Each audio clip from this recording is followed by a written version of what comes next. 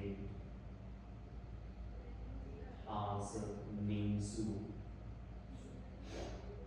Hít vào nín mặc lên yêu cầu. Thở ra nín xuống.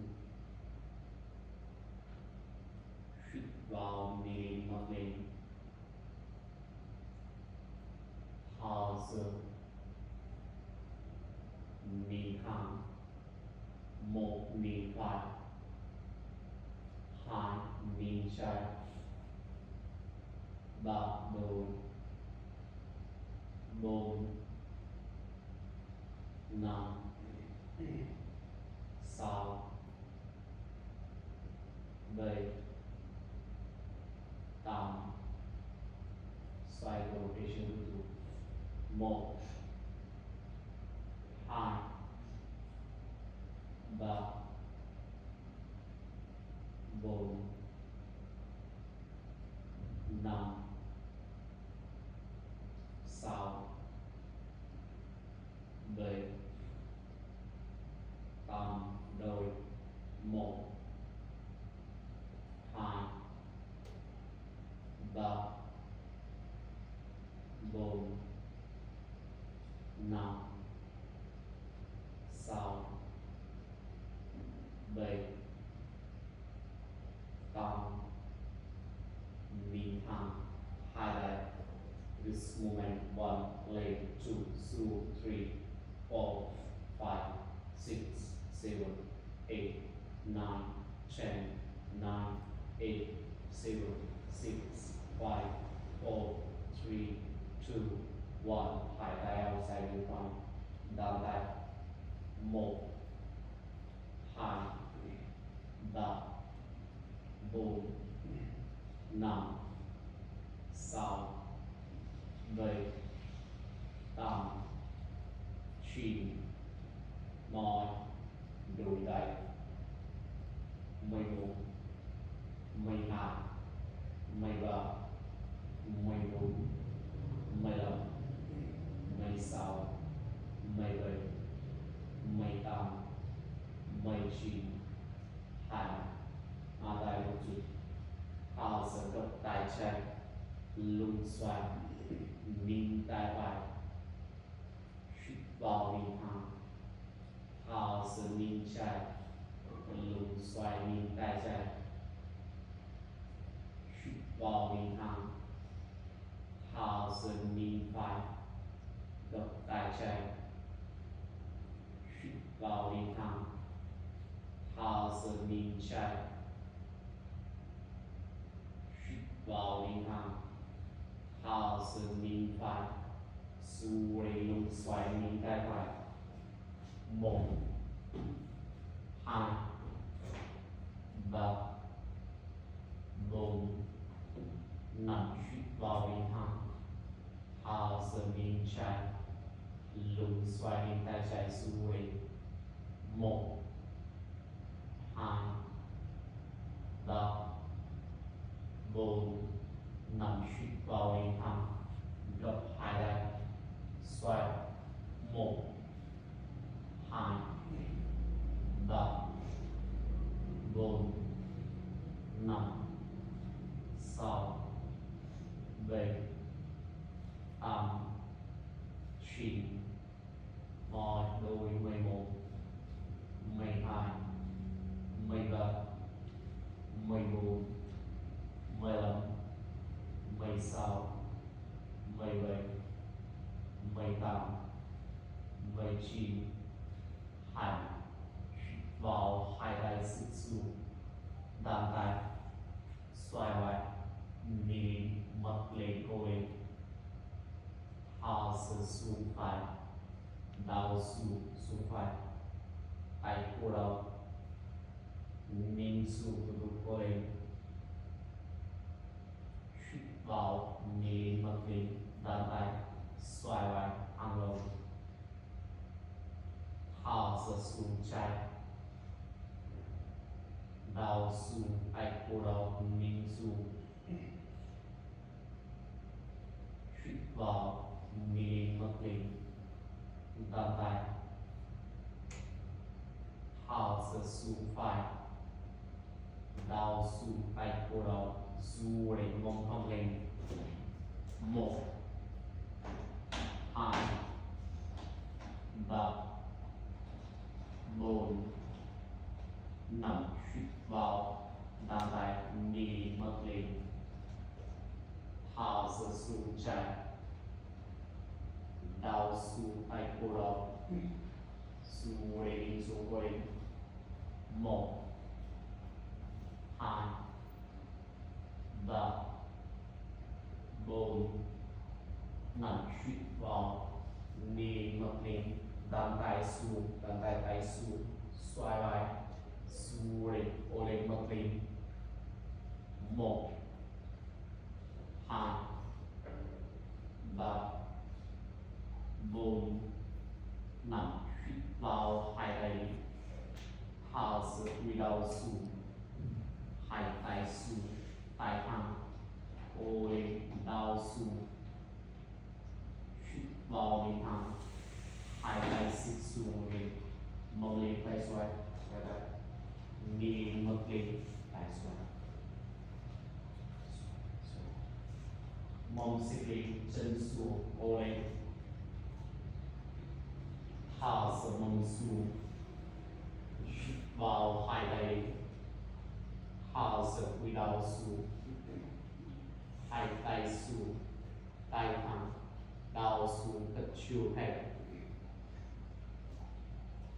hít vào hai tay xích xuống xoay lại hít vào mông lên đi lên mất lên chân xuống su lên xoay vai một hai ba bốn năm thở ra mông xuống hít vào hai tay thở ra quy đầu xuống hai tay xuống tay thẳng su lên đầu xuống từ từ một hai ba bốn năm hít vào hai tay tay trái ôm chân phải tay phải xoay ôm chân trái xoay vai nhịp phải lưng xoay thẳng lồng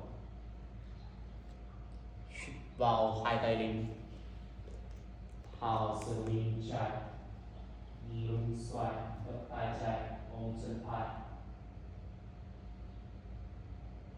hít vào hai tay lên thở ra nhịp phải lưng xoay nhịp tay phải su lên một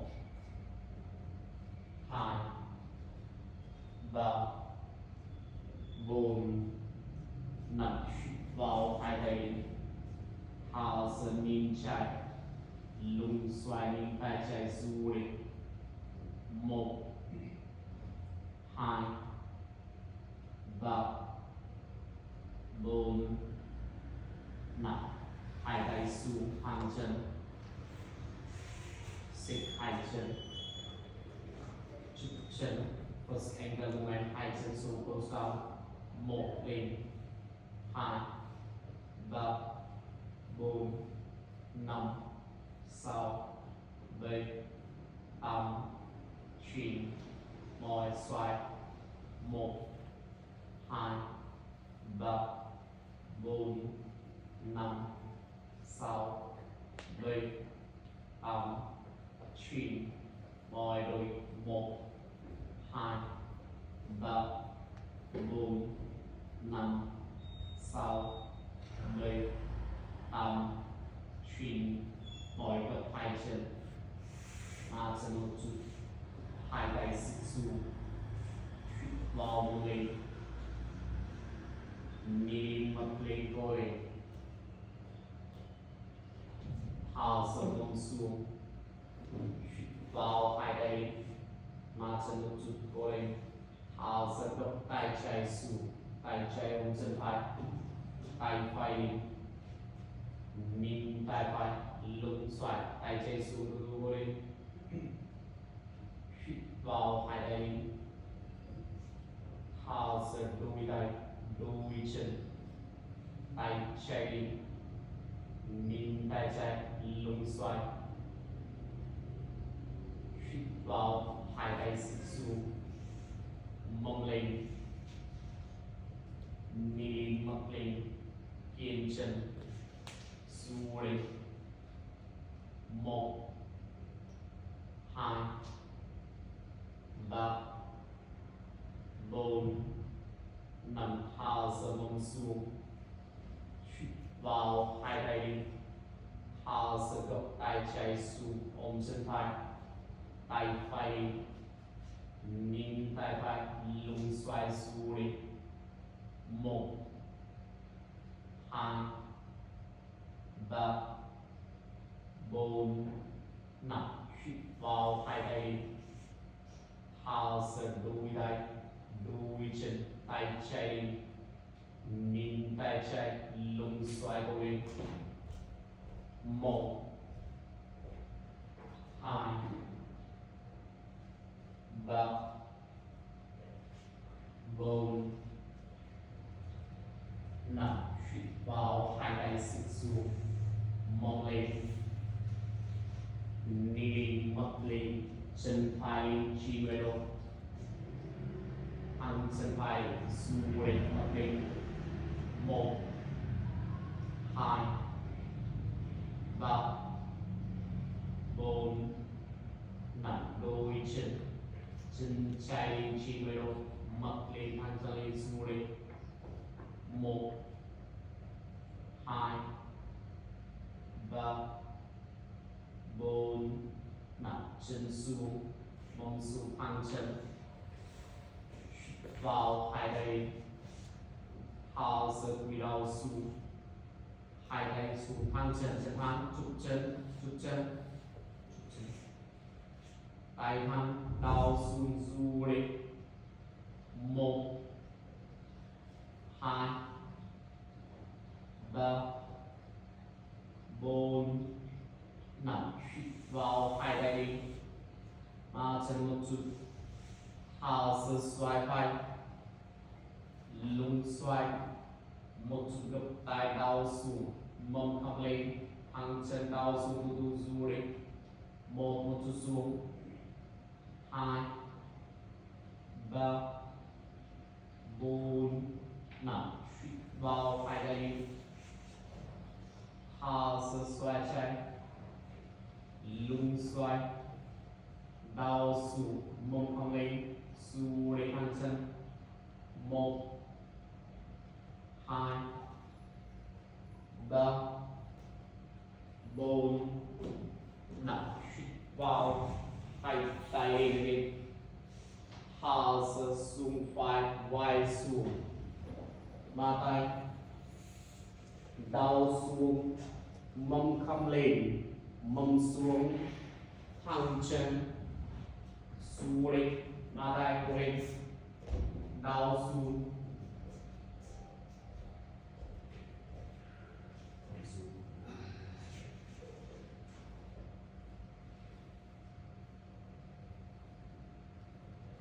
lên,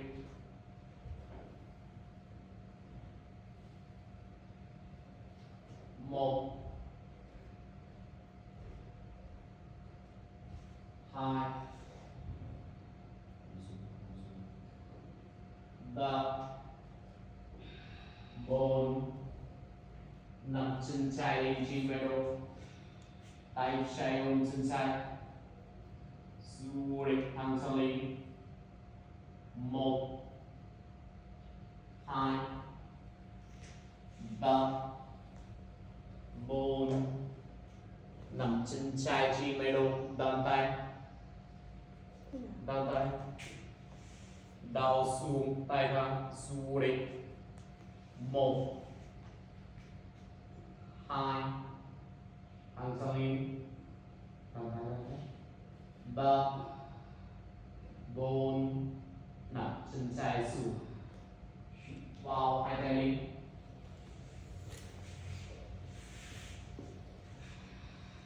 lưng thẳng đi thẳng, thả sơ đuôi xoay trái, vai xuống, mông thẳng lên, hàng chân đau xuống, xuống lên xuống cố lên. Tay tay tay. 1 tay khăm gấp, tay tay khăm gấp. 2 đầu xuống 3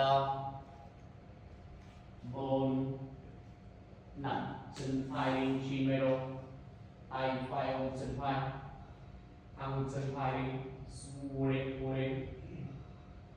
1 2 3 4 5 đan tay chân phải lên trên middle, đan tay đau xuống xuống lên cố lên. 1 2 3 4 5 chân xuống vào lên middle back pose.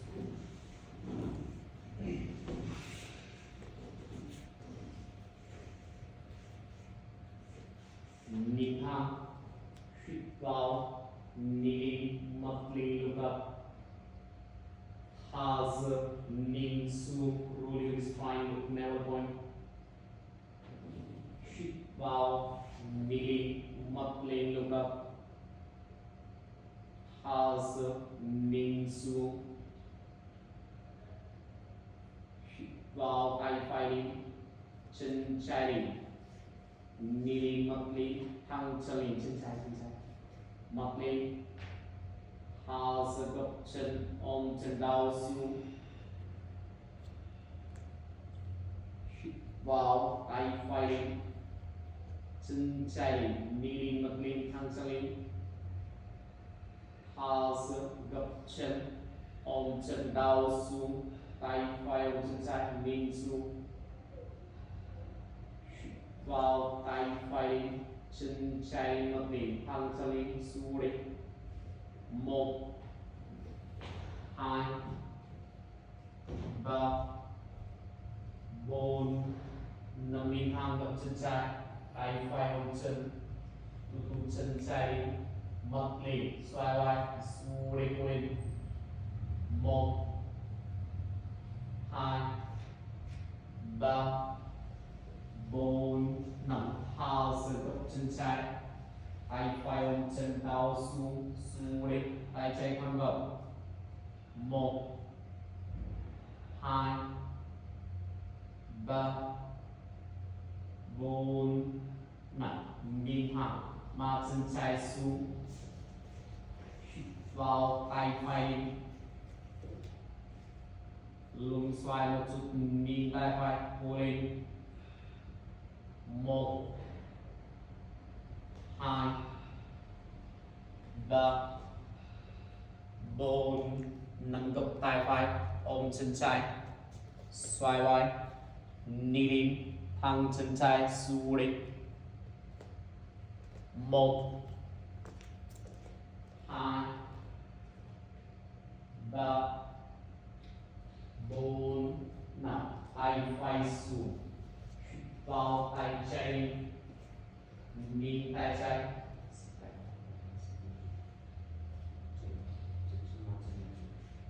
1 2 3 4 5 gập tay trái, ôm chân phải, xoay vai, nhìn xuống lên.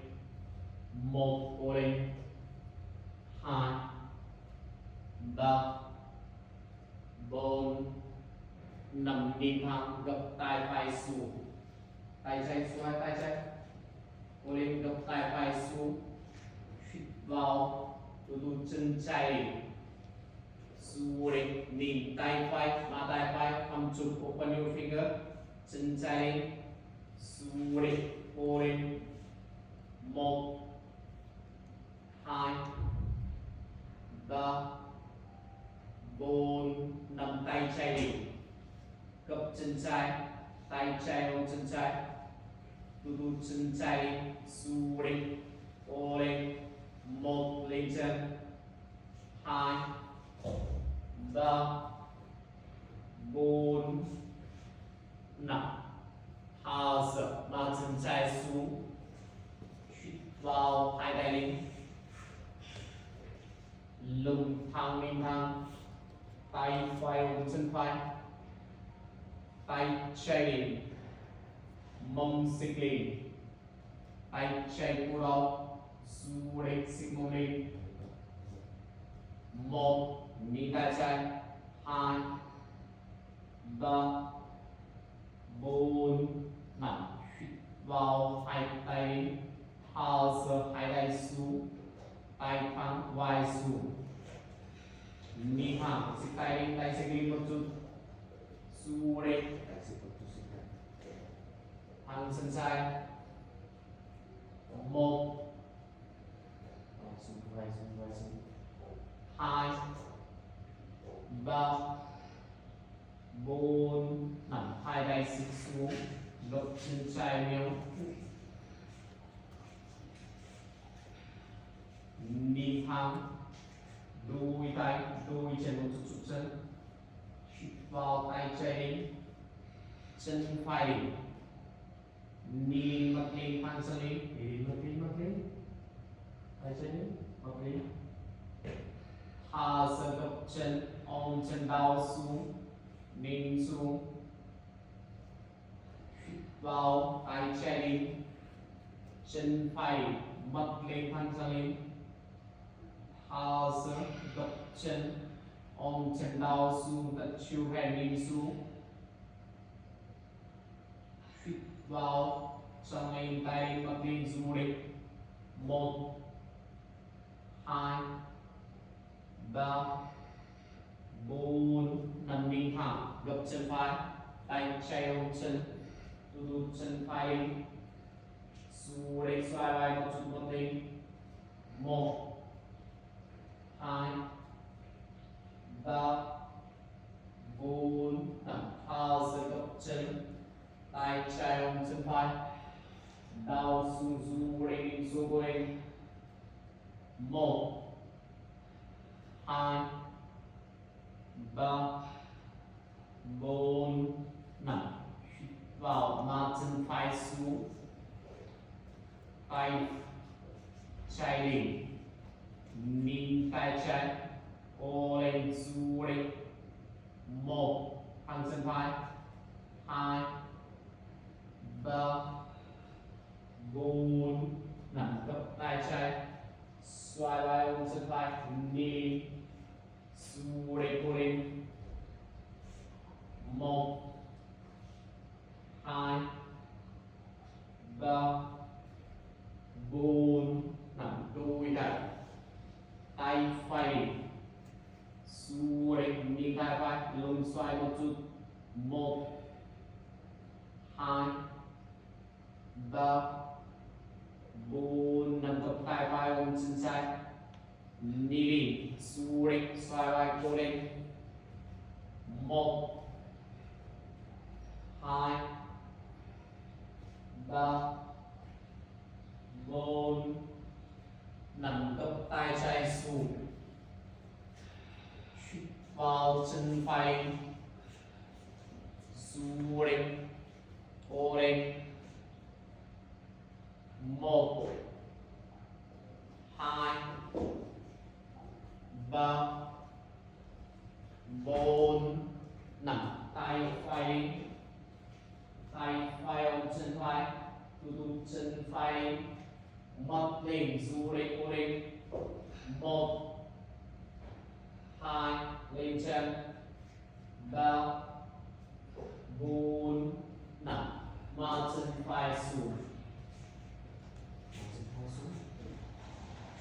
vào hai tay lên, lưng thẳng lên thẳng, tay trái ôm chân trái, tay phải mông xích lên, tay phải cổ đầu thẳng chân phải thẳng, nhìn tay phải xích mông lên, 1 lông lên, 2 3 4 5 vào hai tay lên, thả giữa cúi đầu xuống, tay thẳng, vai xuống, nhìn thẳng, tay xích tay một chút, su lên,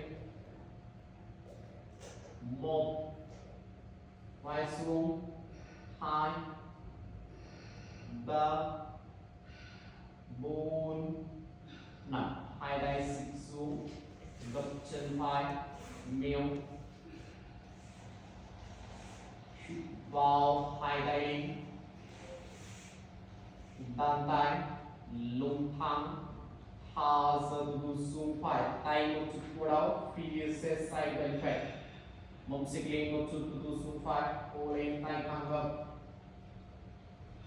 vào lên thả dần xuống trái cổ lên mông xích lên một chút tay thẳng gập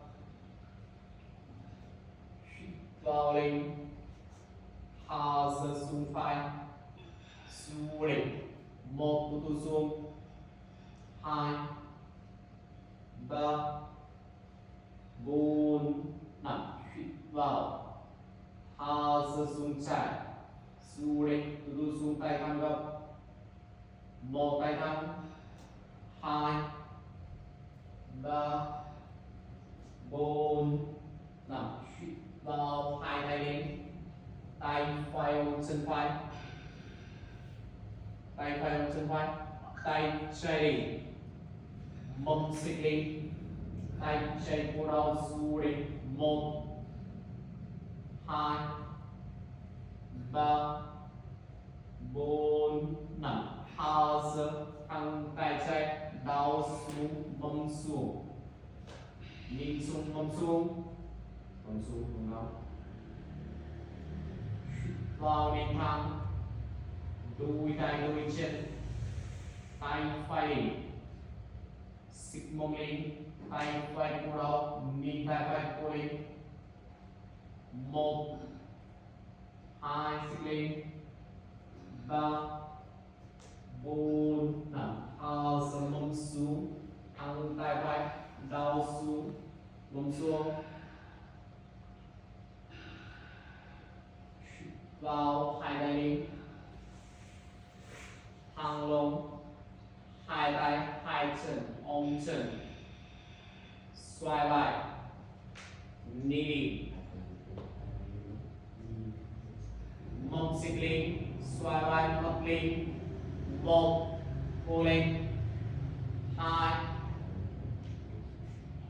3 xích mông lên 4 5 thả ra em về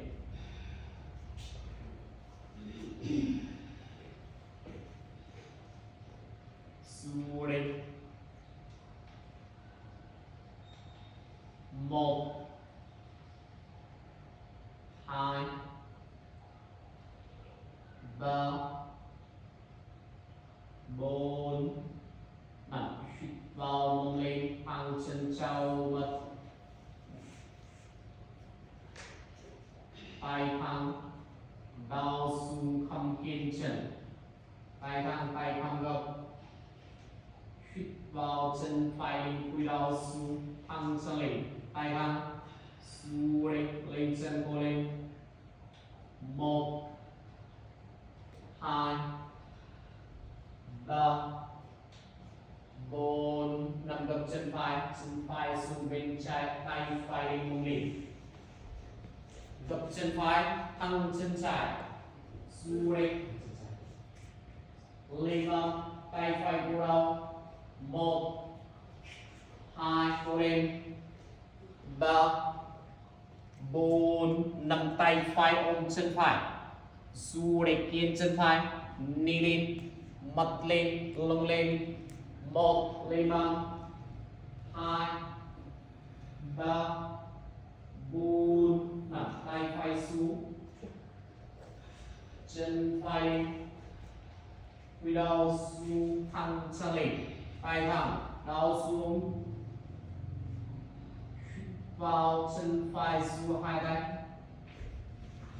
tay chân phải chân trái khom kiên chân chân trái gập chân phải lưng xuống lưng thẳng 1 2 tay khom gập 3 4 5 hai tay mà tay nỉ mặt lên xoay lại xuống đến mông xuống gập chân vai mông xuống 1 2 3 4 nằm nín thẳng, tay shoulder line xoay warrior three, nín tay phải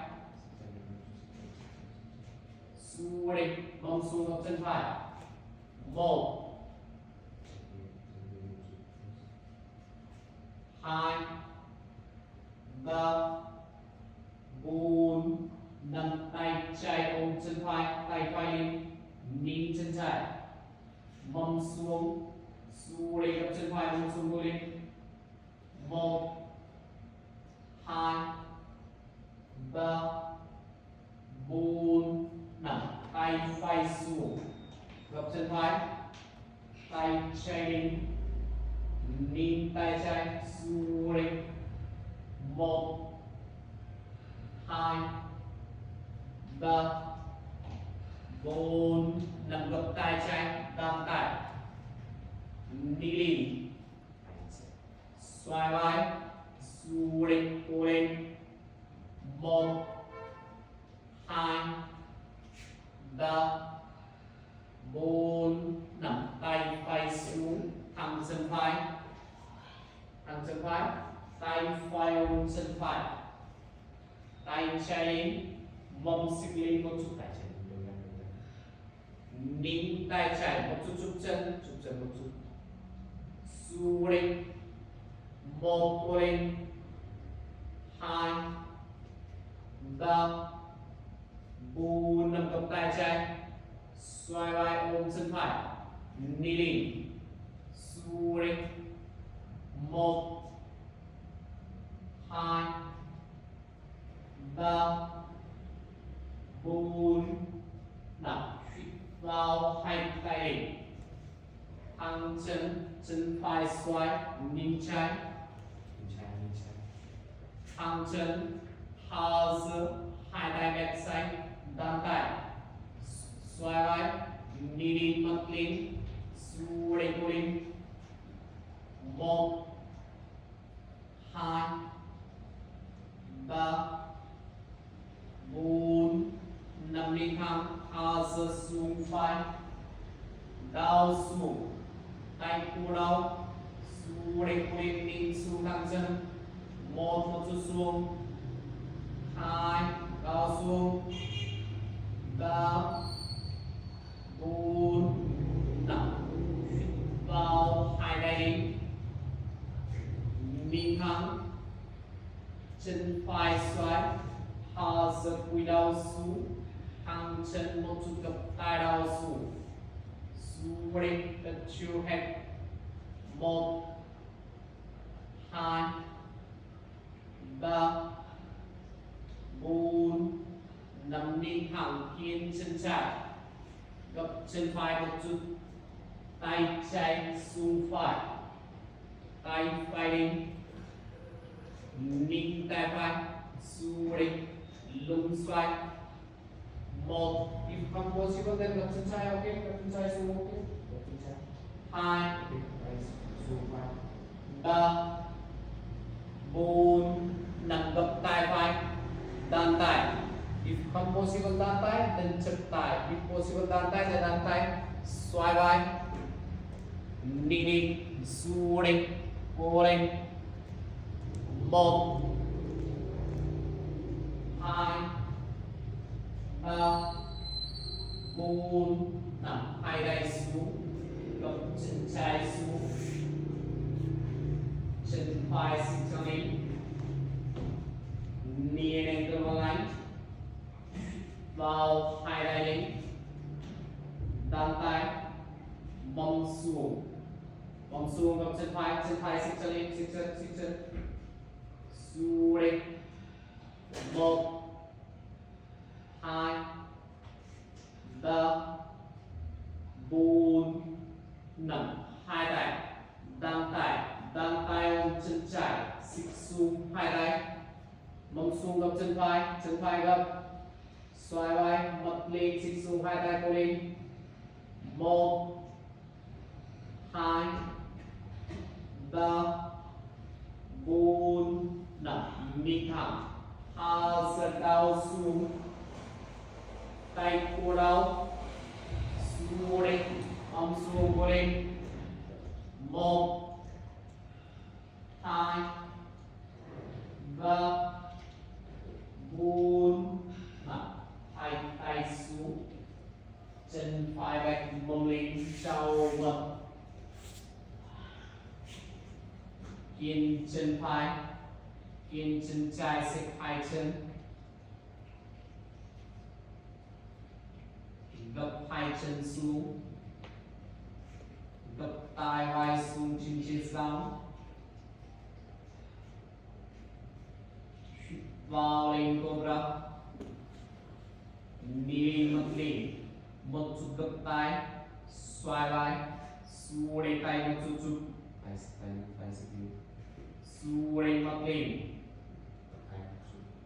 1 2 tay một chút xích tay xích lên một chút, 3 gập tay một chút, 4 5 hạ dần mông lên, thẳng chân đau xuống, tay thẳng xuống lên, 1 thẳng kiên chân, 2 3 4 5 đôi chân hít vào chân chạy, quay đầu xuống thẳng chân lên du lên, 1 2 3 4 5 gập chân trái xuống bên phải, tay chạy lên mông đỉnh, tay chạy cổ đầu thẳng chân phải, ní tay trái lông lên mông lên, 1 2 cố lên, 3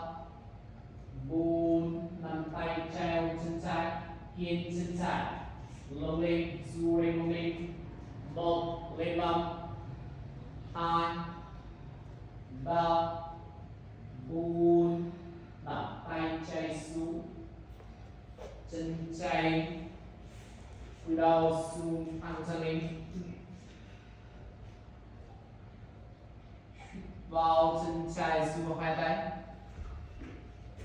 chân phải thẳng kiên chân, hai tay đi, chập tay mông xuống, xích chân lên, một chút chân trái xích chân xuống lên, tay thẳng gập, nhìn thẳng, 1 mông xuống, 2 3 4 5 má tay đi lên mập lên, xoay lại gập chân trái gập mông xuống đi lên, 1 2 xoay vai gập tay một chút, 3 4 5 nhìn thẳng, xoay nhìn tay trái gập chân trái mông xuống vô điểm đi, du lên thẳng lông, 1 2 3 mông xuống, 4 5 tay phải ôm chân trái, tay chạy lên nhìn chân phải, mông xuống du lên,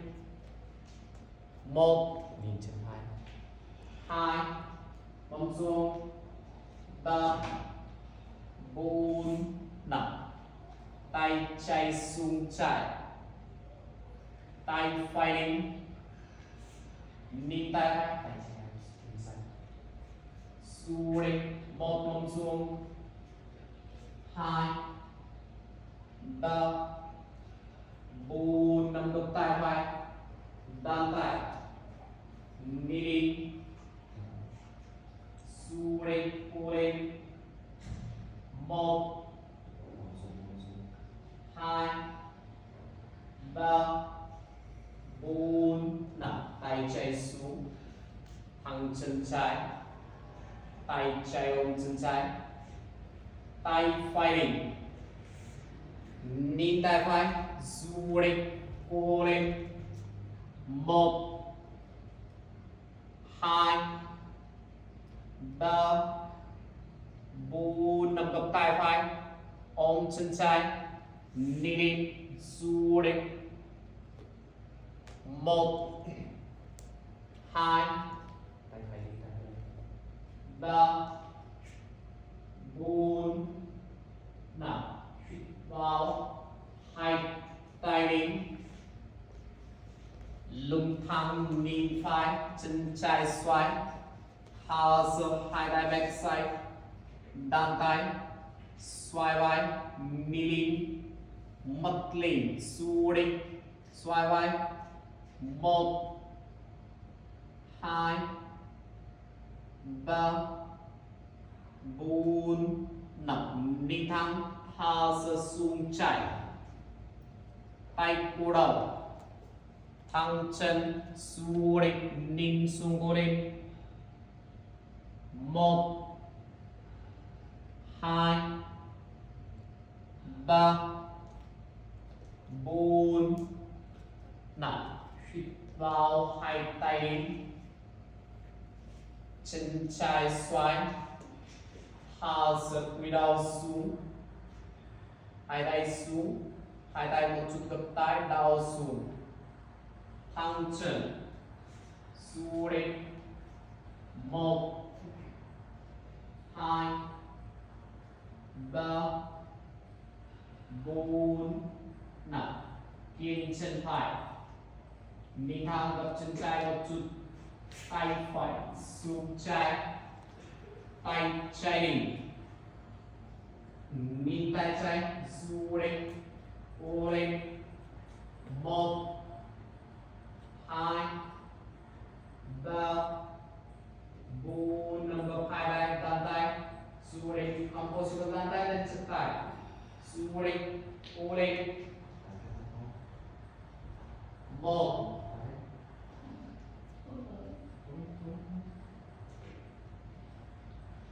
2 3 4 5 hai tay xuống gập chân phải xuống chân trái sẽ lên một chút thôi lên mông xuống vào hai tay đi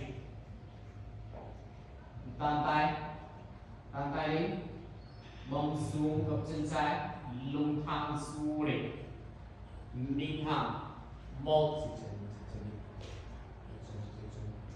2 3 4 5 hai tay xuống hai bàn tay hai tay ôm chân phải xoay vai đi mặt lên xích xuống hai tay xuống lên 1 2 3 4 5 ninh thẳng hạ giơ xuống phải cao xuống tay cô đầu xuống lên ninh xuống cô lên tay cô đầu 1 2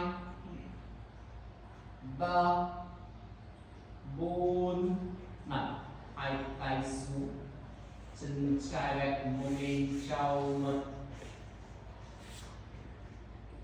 kiên chân phải kiên chân trái xích hai chân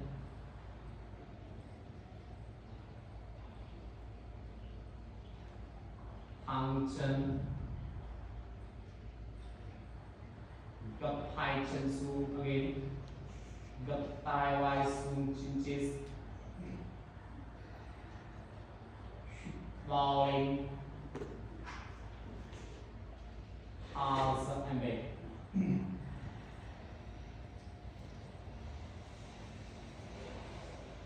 xuống lên 1 2 3 4 5 vào gối lên mông xuống thẳng chân xích hai chân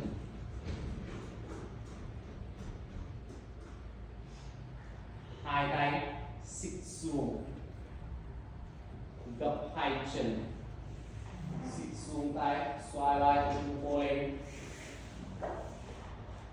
xích xuống tay xích xuống cô lên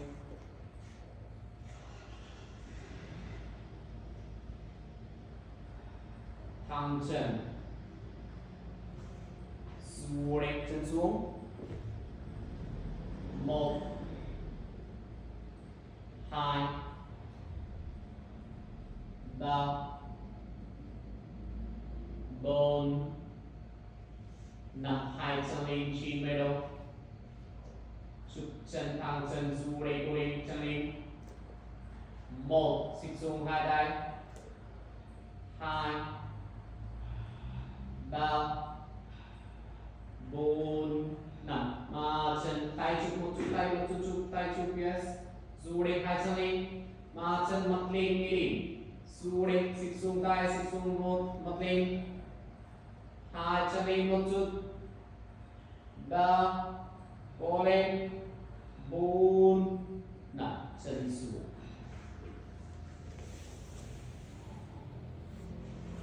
Hai tay, xích hai tay.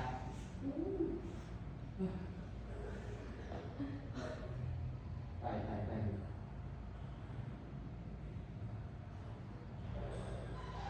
Thẳng chân chụp chân. Nằm xuống.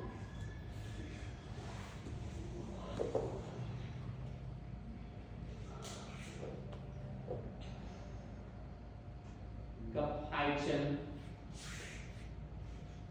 Mông xích xuống một chút. Hai tay. Gập hai tay lên ôm hai tay. Hít vào mông lên. Lưng lên. Lưng lên. Vai lên. Tu thẳng chân. Chụp chân. Thẳng chân chụp chân. Du lên chụp chân. Lông lên, cố lên. Ok.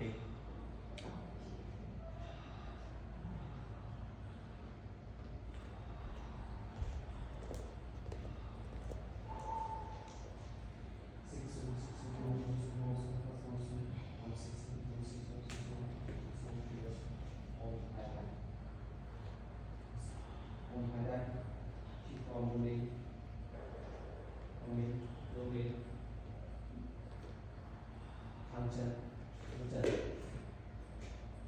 Một, hai, ba, bốn, năm. Xích xuống. Yes. Vào mông lên. Chụp chân. Yes. Thẳng chân yes. Cố lên. Một, du lên. Hai, ba, du lên. Bốn, năm,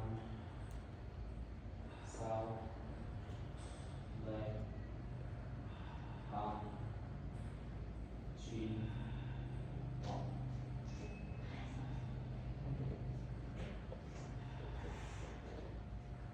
vào lên, lưng lên, vai lên. Thẳng chân, chụp chân. Thẳng chân du lên, thẳng chân. Một, hai, ba, bốn, năm.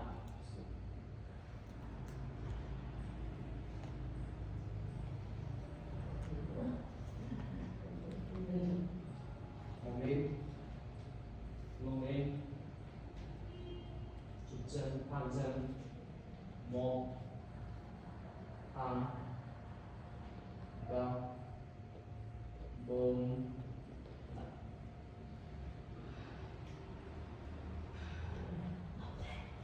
Thẳng chân. Hai chân lên. Mông lên, lưng lên. Hai chân cổ đầu.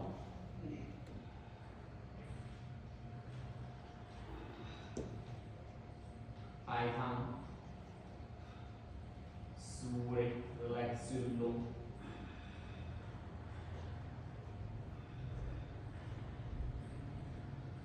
Một, hai,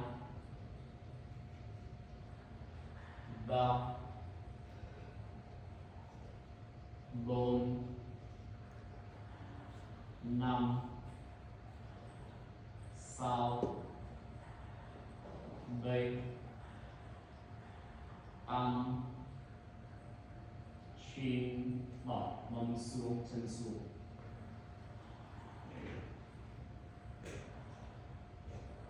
lalu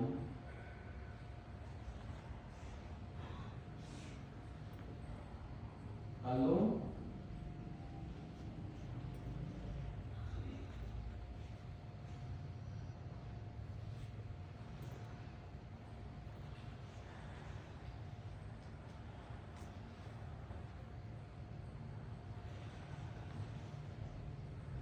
langsung yang mau cek lalu